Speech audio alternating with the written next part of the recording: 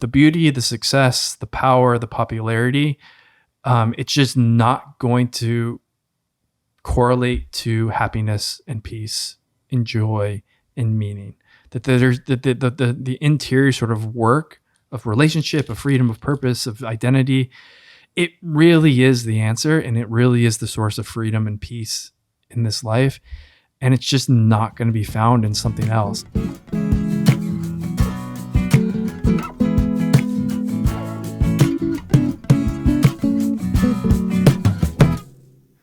Poco a poco vamos a llegar. Somos peregrinos and you know that's who we are. We make our way. Hey, hey. Hey everybody, I'm Father PT. This is Father Mark Mary. My name is Father Innocent. We just want to personally welcome you to the Poco a Poco podcast. Let's go Knicks. Or someone recently called, or Brother Colby likes to call it the Paco y Paco. Paco y Paco podcast. Just so you know, to our Nebraska friends, we were just all between episodes talking about visiting, trying to get to Nebraska. Yeah. So I made fun of it last episode, but it's number 2 or 3 on my list. Sweet. What's number 2 or 3? States? The top, top states. Okay. Yeah, totally.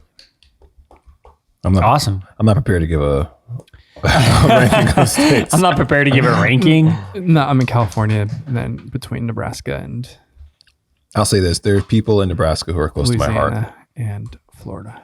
Exactly. I'm Just a healthy place. not prepared to say Nebraska's in my top 10. Bottom of my list, the Northeast. Wow. No offense, and Wisconsin. How do you say? Sorry about that, Wisconsin. You look right at me. It's a Packers thing. You know I'm from New York. I didn't say. Hey, no offense. But I don't like your city.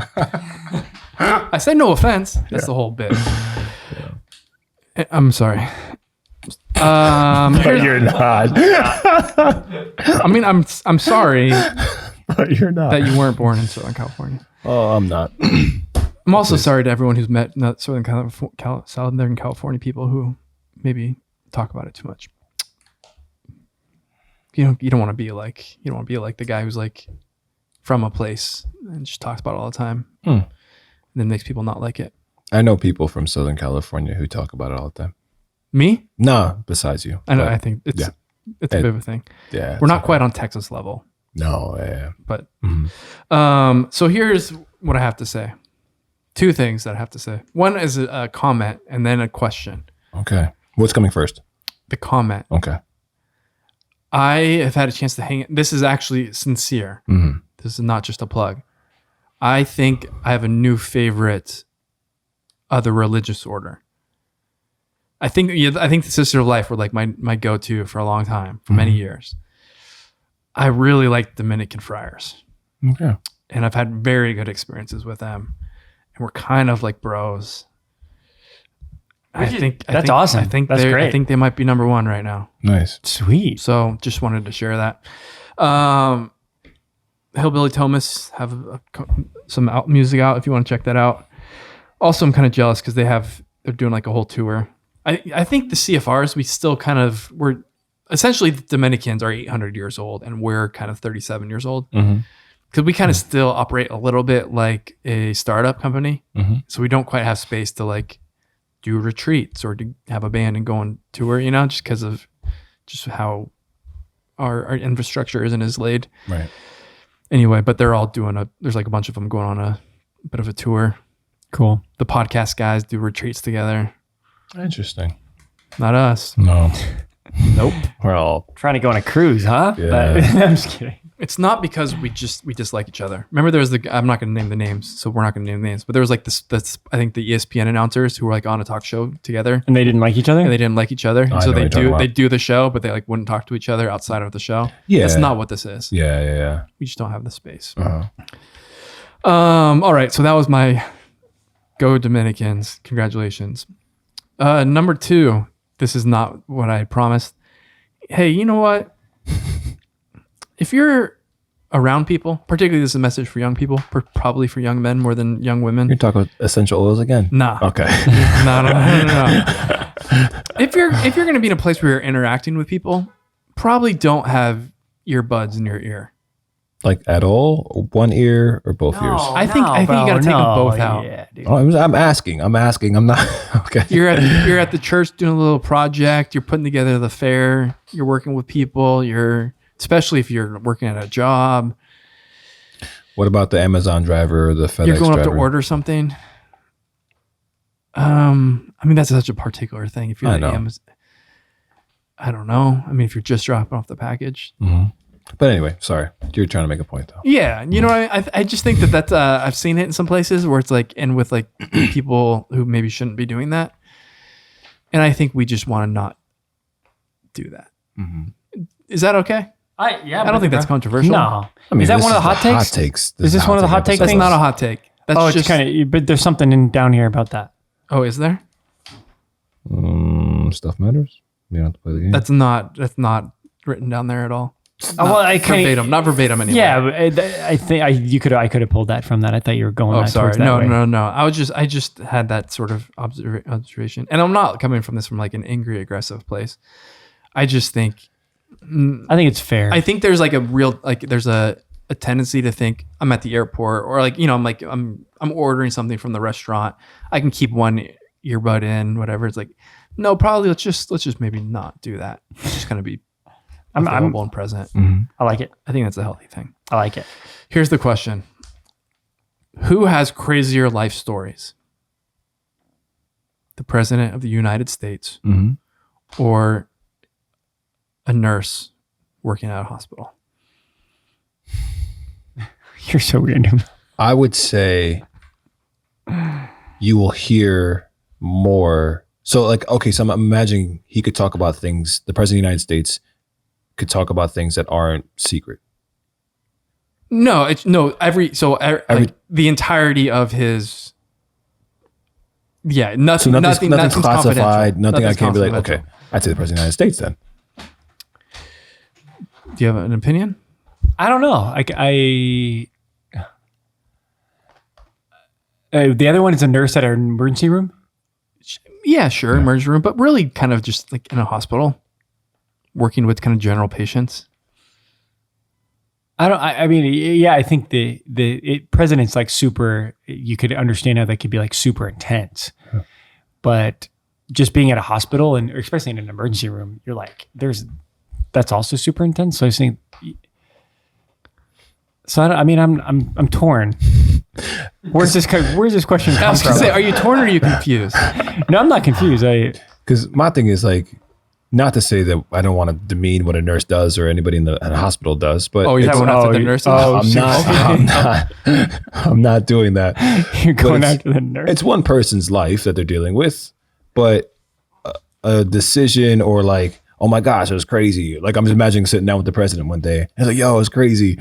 This thing happened, that thing happened, and could have started a war. But you know what? I said, hey, how's your golf swing? And that like totally avoided. I don't know. I'm thinking like that kind of crazy where like a lot of catastrophe was. Did you say something about a golf swing? Yeah, I don't know.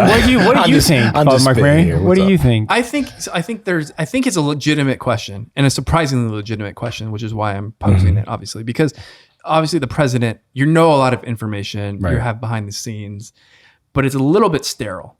Like you're in, like, you know what I mean? Like you're in a conference room, probably you're having conversations about it. Maybe you're seeing some of it on video, whatever. But I feel like, okay, a lot of crazy stuff, but the like nurses, and this is kind of the whole thing is like, they're like low key. We don't really talk about it. They have crazy stories about people bleeding and doing this thing and that thing. And they came in with, there's just, I know a lot of them are gross, but it's just like people stand up and then this thing happens and then they fall on. It's just like the nurses just have like they're just normal life experience is pretty, maybe not normal life experience, but with consistency, really kind of crazy stuff happens in hospitals and particularly like ORs. And no one really talks about that. No, and I do believe they have crazy life experiences, but You just don't really like them that much. I love nurses. But it actually, I know a couple nurses, more than a couple. But once again, like the president and like the scope of his responsibility and yeah, sure, some of it's in the boardroom, but then What do you mean some of it? He's not like really in it. So, okay. So when different presidents come from different places to talk to him, there's no like, is that fake? It's just not nearly as cool as like someone's, I don't know, artery cut and there's blood going everywhere. It's like, oh, I'm talking to another world leader. Yeah, but like, okay, so one other world leader comes and says, hey, I want you to move your troops off of this place. Otherwise, I'm going to nuke your country. And he's like, how about not? And then he's like, okay. Okay, so, right? I just That's want to a invite cool people, if story. they want to skip the banter, they can just go right past this. Yeah, and maybe there's like cool stuff like, oh, you know what? Instead of giving him, 12 F-18s, I just said he can play on my golf course. And he was like, okay, we're not going to go to war. I mean, some of that stuff, but I just think nurses have crazy stories. I agree. And I'm not saying they don't, but you made us compare two. I chose one. Fair enough. Fair enough. So anyway, Thanks for asking. Also, shout out to all of our nurses who are just out there. There's like a ton of nurses and they're just low key. Yeah. Because you like expect it from like a special forces person or a police officer or whatever, but just nurses are just like, wait, what happened? Yeah. And it's like all the time. So shout out to the nurses as well, and not in a pandering way, Awesome. but in a real way. And I do love nurses. There's a lot. I get that. Yeah, just to make sure. Sometimes people are okay. I was just kidding. And I think going with the president is a very reasonable thing to do. Mm-hmm. I just think that a surprising case could be made for just a random nurse. So thanks. All right. That's it. So this is, if you're a woman who's listening to this episode, you might have been experiencing that with the first part of this conversation. This is hot take 6-ish. Hot wing sex. We had like a long series on the father and it's another series on something serious. We're just kind of changing the pace a little bit with a little bit of the hot takes ones. What are you doing? I was going to write a note, but I'll distract you. So the episode is called, or the first question is just a reflection on the fact that men and women are different. yes. You have a 100%. little microphone on your nose. There you go. And I don't know that I have like a particular thing that I'm trying to say. It's just men and women are different. And for example, I do know exactly what I was trying to say. Please.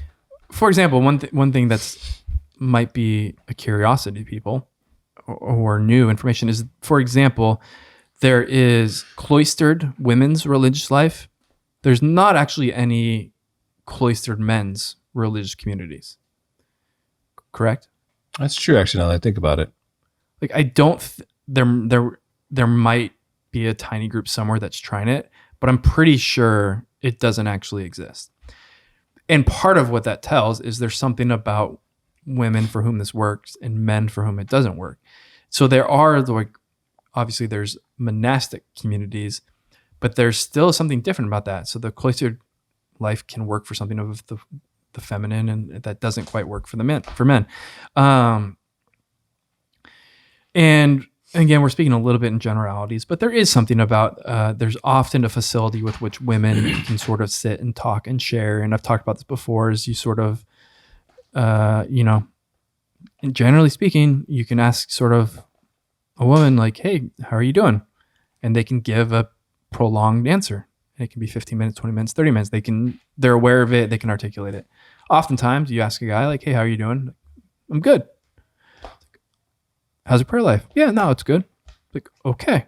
And that's just, but at the same time, like, having stupid questions about whose story has better stories. Like, this is something that often like guys can get into, or rating things or playing games or whatever. It's like, there's just something about, and it's okay to say, like, there's something about the masculine that likes the activity, likes the doing thing in a way which some women may, but it's often different.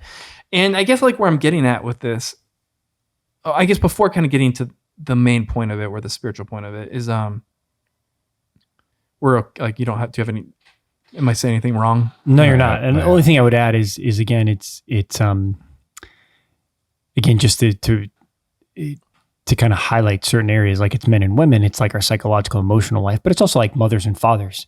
Like mothers have a really particular way, and there's like a giftedness and a skill set. Sorry, that's like, but then the fathers have a skill set, and they're going to be a particular way, or should be, right?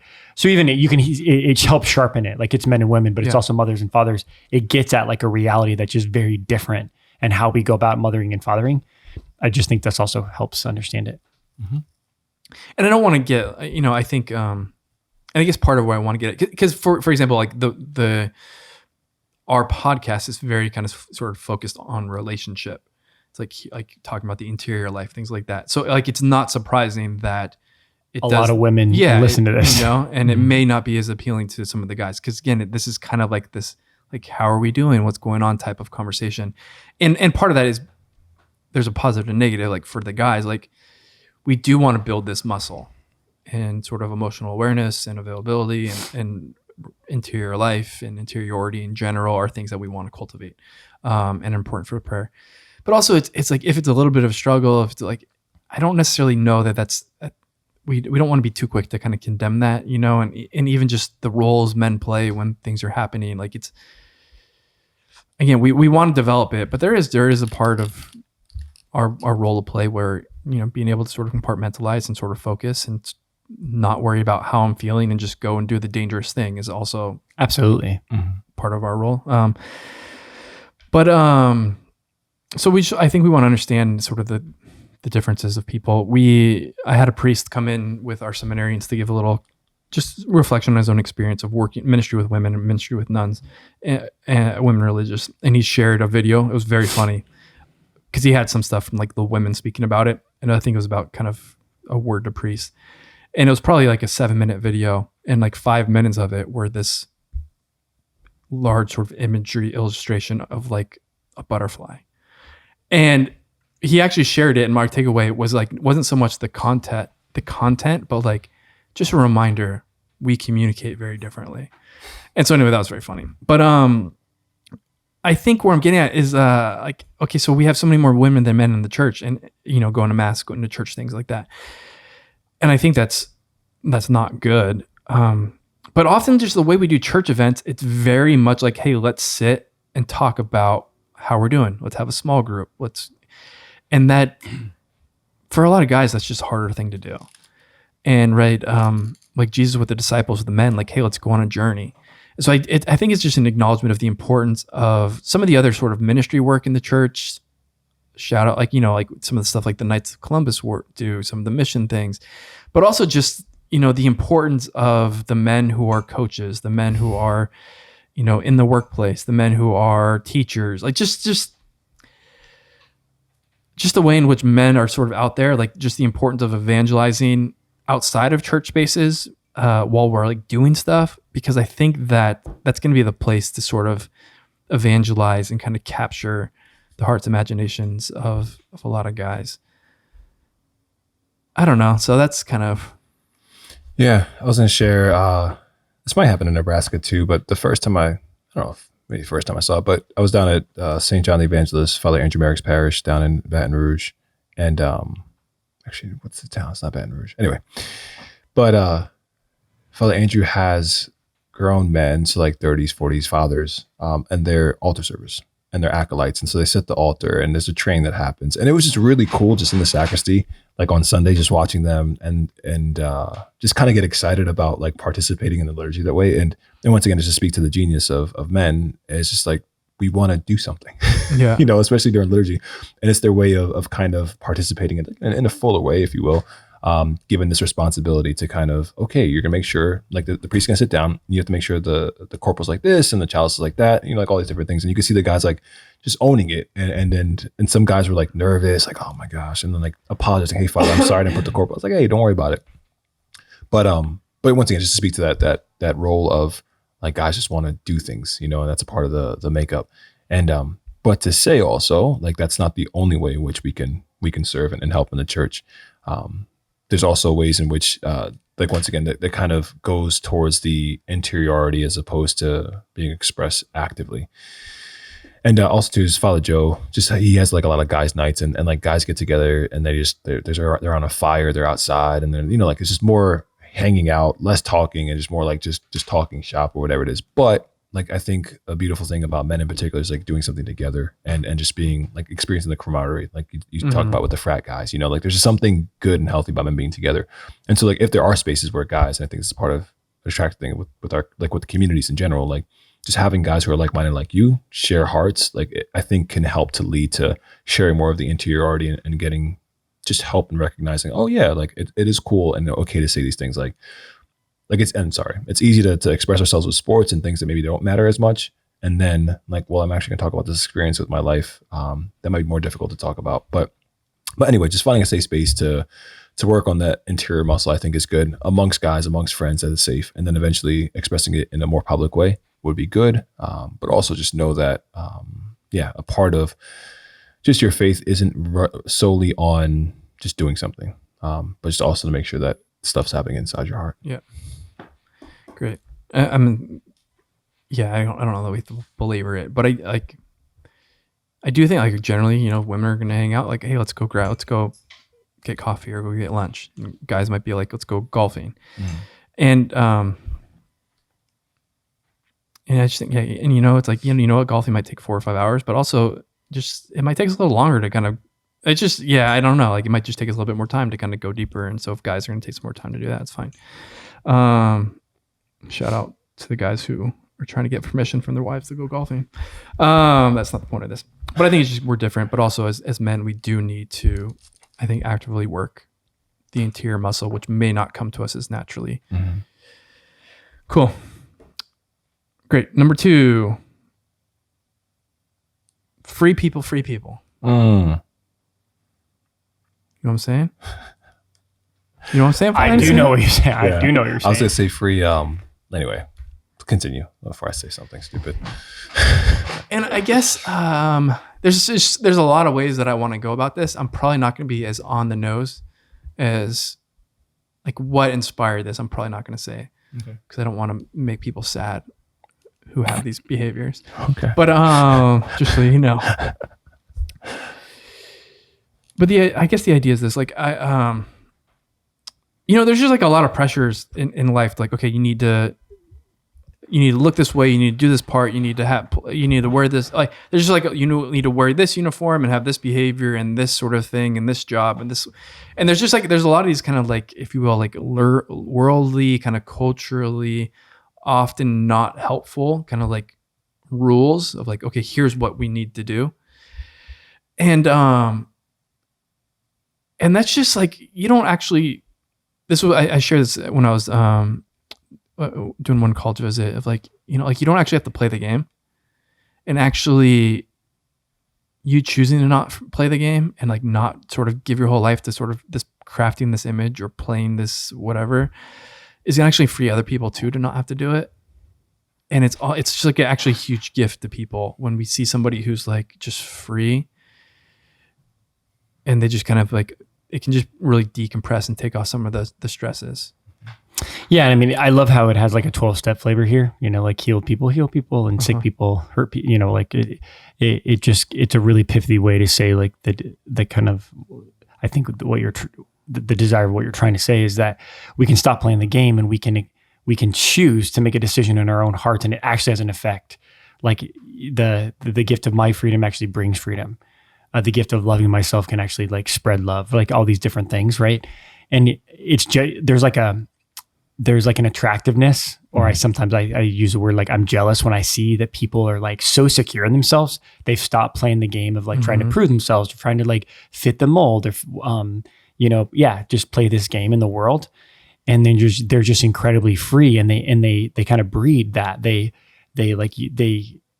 you can just be yourself. You can be at home, and they see you differently. There's a quality of relationship or quality of life that's different, but it's not manufactured. It's actually something that's happening in them that's like overflowing. So it's super attractive to me, especially when we talk about freedom, because I think that's what people desire.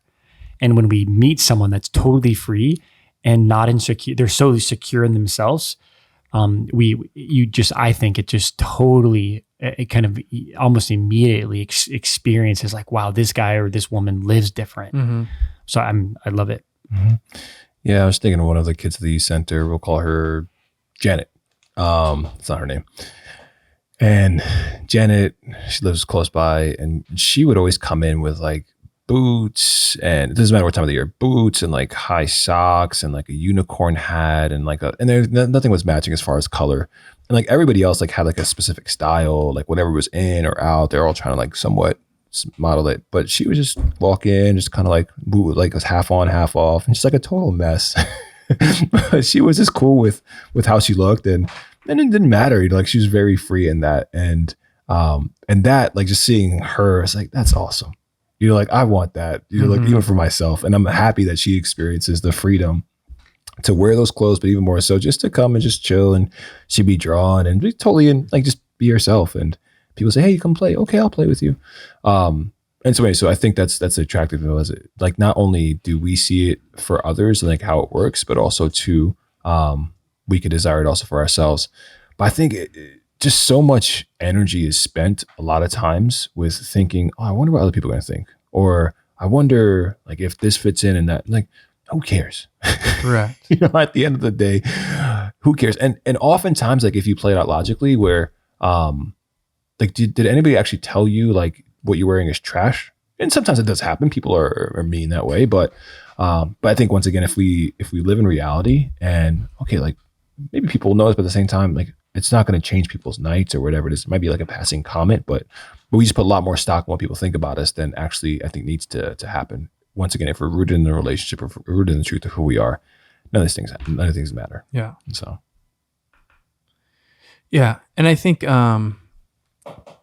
like so I think how this is going to happen, right? So you're Janet? Are you Janet? I am Janet, actually. No, that's weird. Sorry. So if you're going to sort of like, if you will, and this doesn't just mean like be weird. It just mean like, okay, hey, you know what? If you're not going to drive sort of the truck your friends have, or if you're not going to buy the water bottle everyone has, like if you're just going to like not maybe do all the things, like there might be a point where you sort of get made fun of for it a little bit. You're just going to have to, and so that's kind of the testing it.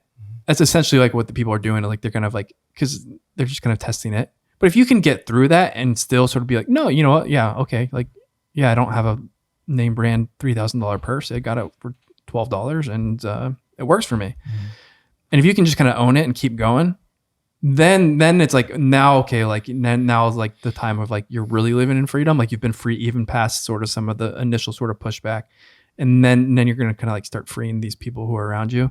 Cause I just think, and it's just a human experience. You see the person out there dancing or doing whatever. And it's like, it makes you kind of smile like, oh, this person's free.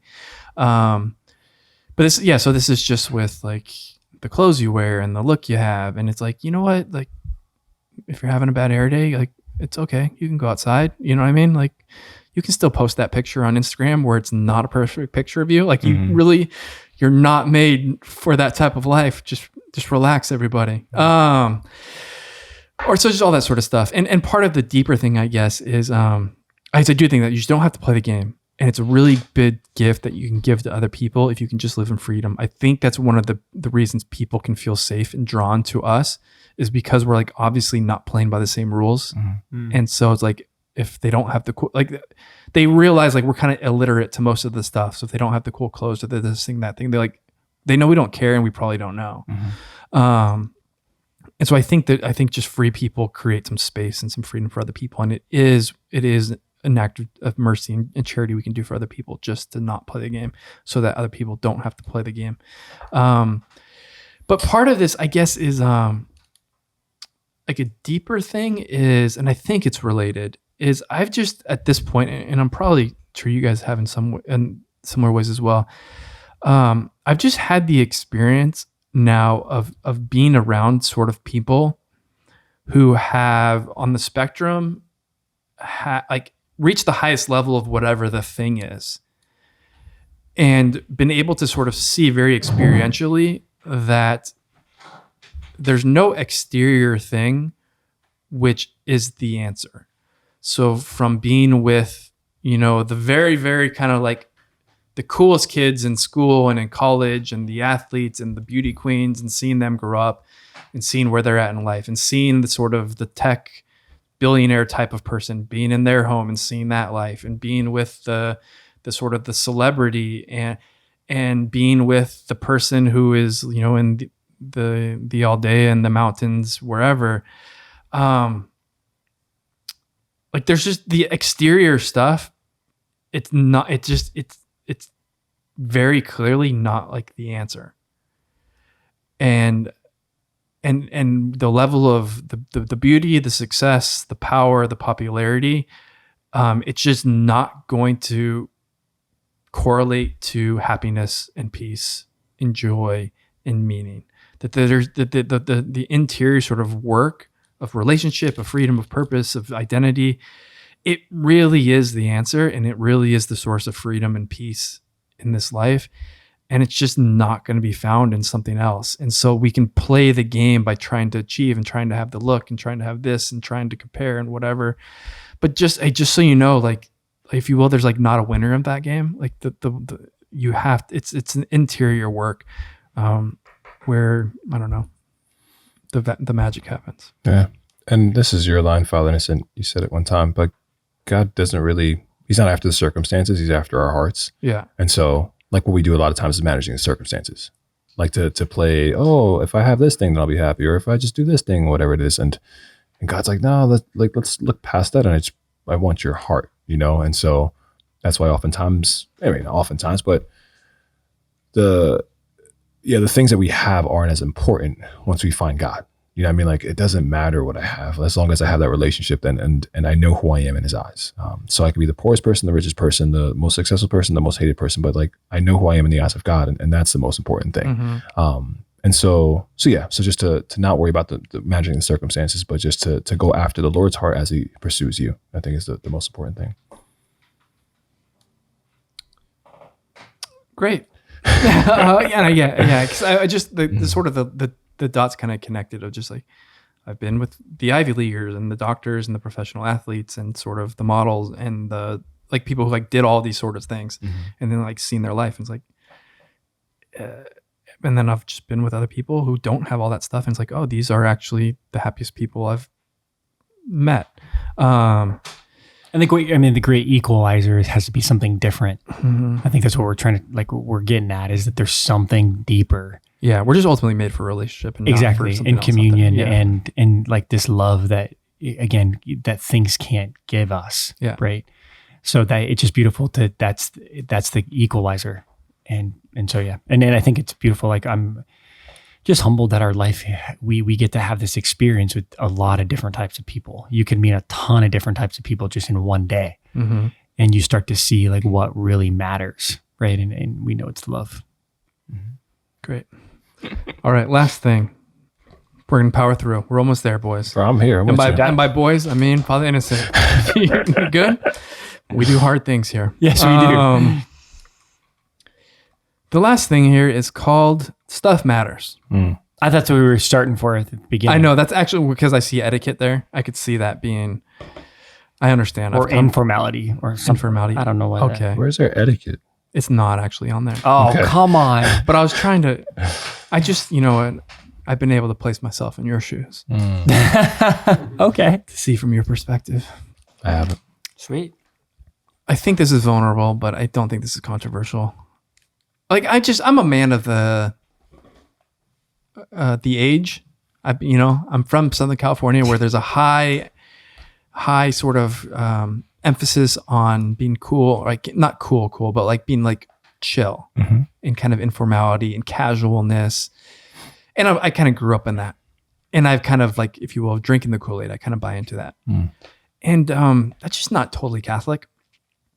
And I've also had the counter experience of being in somewhere where, for example, and I've talked about this before, seeing like a military sort of honors for a funeral and seeing like it's very specific. There's like a whole ritual to it. It's not practical, it takes a long time to sort of fold a flag and there's all these sort of things. Right. But it's really moving and really beautiful. Mm-hmm. And I just think that there's something of, there's a movement of the culture towards kind of like everything needs to be casual and everything's kind of, needs to be chill, and nothing really matters that much. That's just in the air, and we have to we have to like act against it, notice where it is in ourselves, and kind of act against it in when it's like appropriate. And so for Catholics and the Catholic worldview and the Catholic Church, stuff actually matters, and like with vestments and things, like dress matters, and respect matters. And I think, humanly speaking, I think like etiquette matters, and I think ritual matters. And I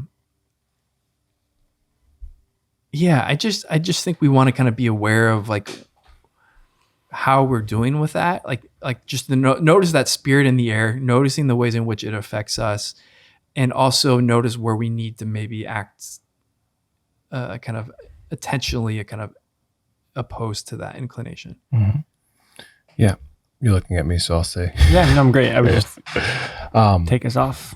Because, and I was going to ask, like, what do you mean by informality? But you started making it more clear. I can some other things. For example, is like, you know, like everyone, you go to school, you go to work, you can wear your like pajamas, Mm-hmm. or you know, there might be a place where you call your teacher Bill Mm-hmm. in 6th grade, or the opposite, where like I love like in the South where it's like, you know, Ma'am and sir. yeah, ma'am and sir, or yes, sir, Miss Julie, Mr. Todd, whatever, that kind of stuff. Yeah.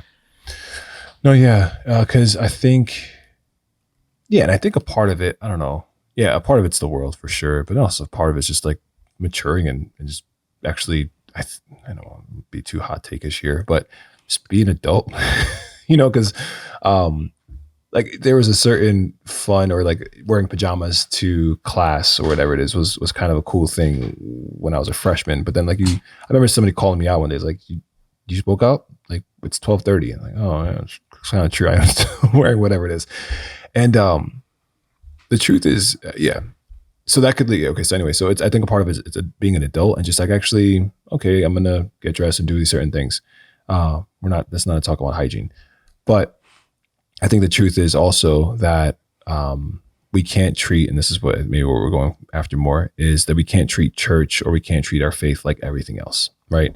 There's a certain comfortability we want to have with our faith, meaning it's whatever, like I'm just gonna be chill about it, and that could be expressed with my clothing options for mass, or with like how I approach things, like, oh yeah, hey, Father Innocent's just innocent to me, you know, because he's my guy. Well, he's also an ordained minister, you know, and also a representative of Jesus Christ, and who can absolve your, you know, like, and so like, once again, it could be this, once again, you can give into this whole blurring of the lines and just, let's just like, everybody's equal here unless we're all friends, right? You know, but in church and in a different context is no, like you wouldn't say it to your boss.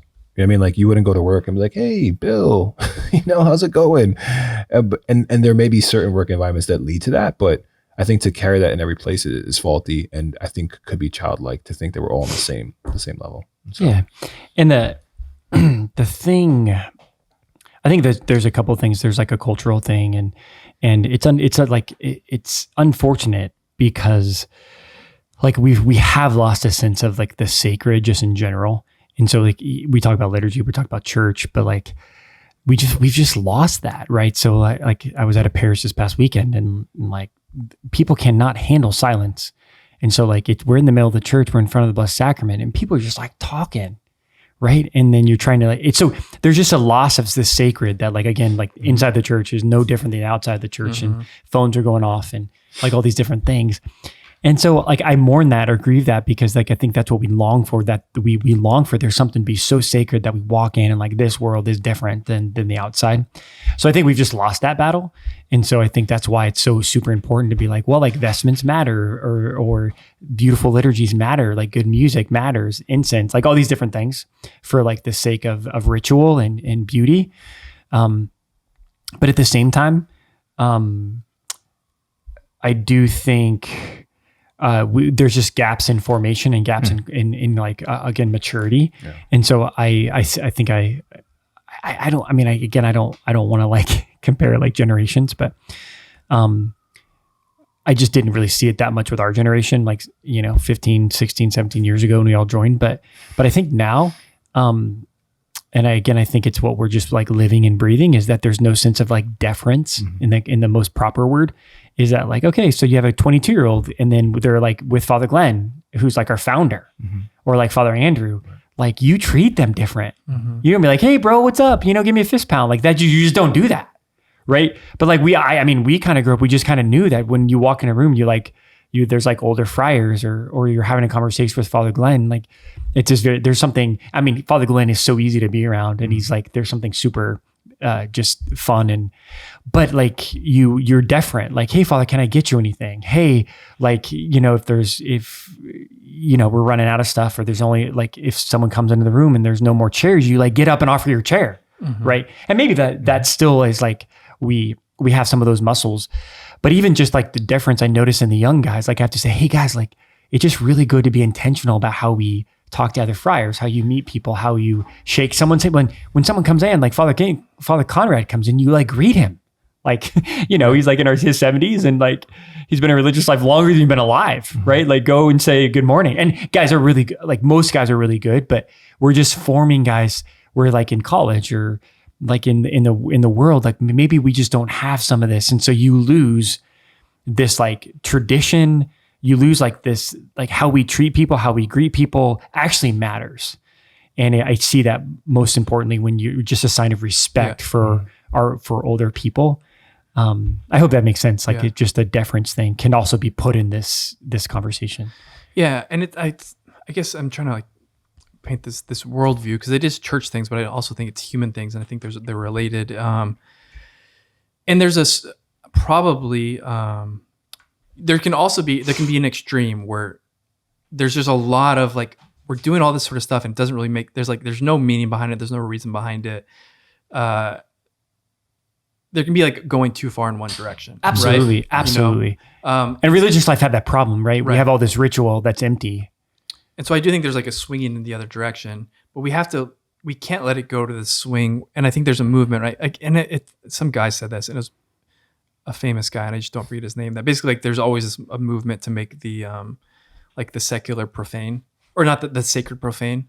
And I think there's a movement really of like let's make the sacred profane and let's make the profane sort of like normal or like kind of like up for grabs. It's kind of like a relativism type of thing, but expressed in culture. And the problem with that is just like it takes meaning and value out of stuff, and then it becomes part of the worldview, and then it also sort of and then it cycles back towards like morality, and so like things don't matter, like nothing matters. Okay, so getting married in a church versus on the golf course or versus the beach, like the church, like what are you talking? Like what is it like? It's hard for me to wrap my head around this is for somebody thinking about like it's hard for me to wrap my head around the church actually mattering. Like I have to get married in that building by that person, or it doesn't. Yeah. Like, but it also again, just because it's more just coming out. It's just like it's even how we treat people. Like like when you're at a middle school or like my mom's a school counselor, and she says like the way that the young sixth graders talk to other like sixth grade girls, like I would have like that is just would not have been okay in my home, right? So even just like how we treat people, like how you just like casually like especially like men towards women, or how we objectify and again just like with technology now, like nothing's sacred, so it's just like I like again this is going to one extreme, but like the body's not sacred anymore. So like not only I don't, it's intense, but like our own human body, chastity, modesty, like no, it's like I take a picture of myself and like and you're just like, wow, you really sent that, or you're really going out of you're gonna wear that outside the house, like it, but like it doesn't, but no one care, like, oh, it's okay, yeah. So I just think it's all wrapped up is that like nothing really matters. And so then we just like whatever, send stuff, say stuff. It's just really difficult. Hakuna Matata. That's all I got to say. No, The Lion King. I mean, once again, it's just one of those things where that's what the world's philosophy is. Like, it's a problem-free philosophy. Hakuna Matata. Don't worry about today. Just chill. Just relax. Like, hey, the problems, like responsibility, don't worry about that. And yeah, and then it affects who we are, and it also eventually seeps into our identity.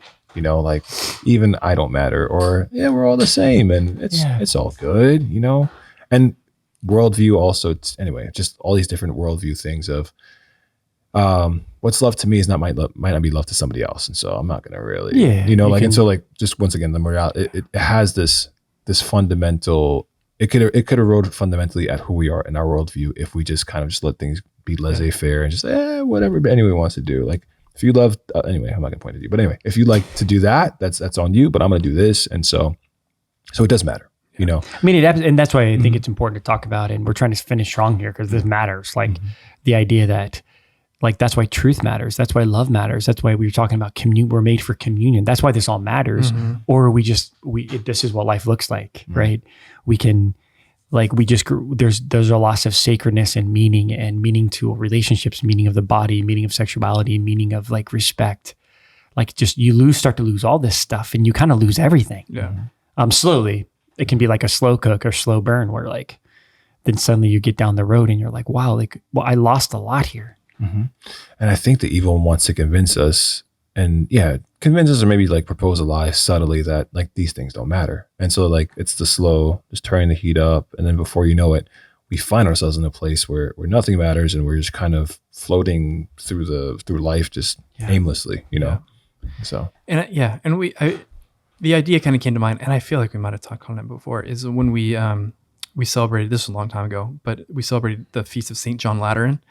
And like there's a feast day for this church, right? And for me, this was like part of the reflection on it. It's like, yeah, actually this church and this space and what it means and what it signifies, like it matters to us.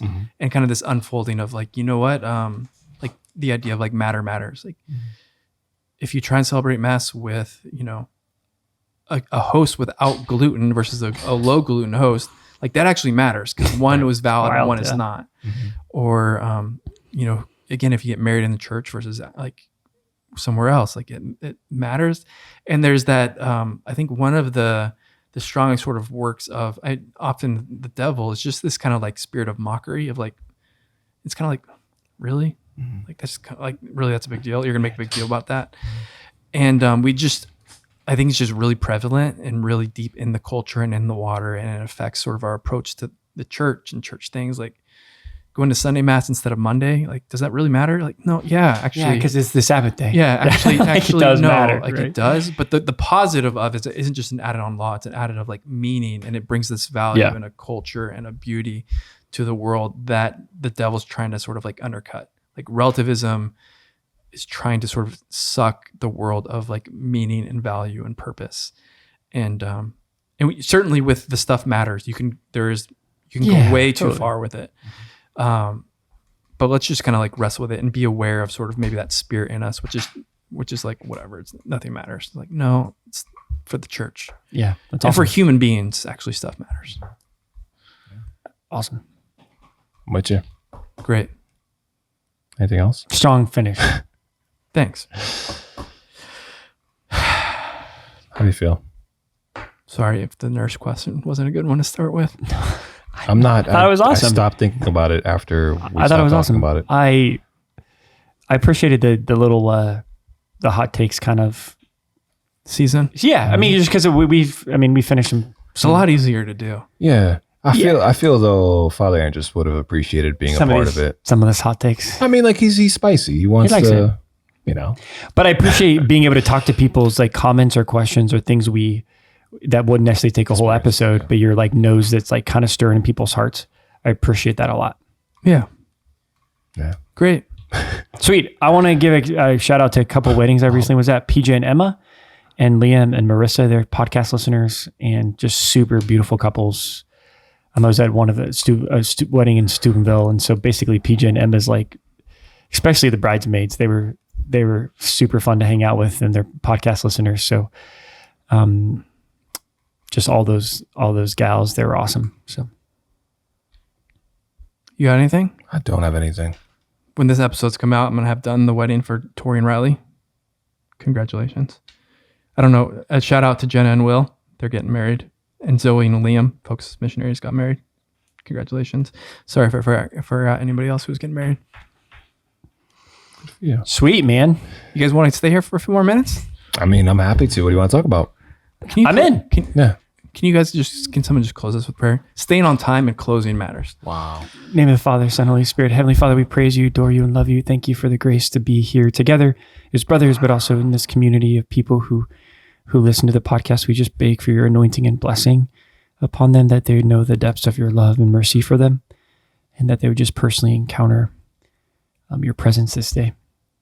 We ask this through Christ our Lord. Amen. Nice job. All right. Bye, everybody.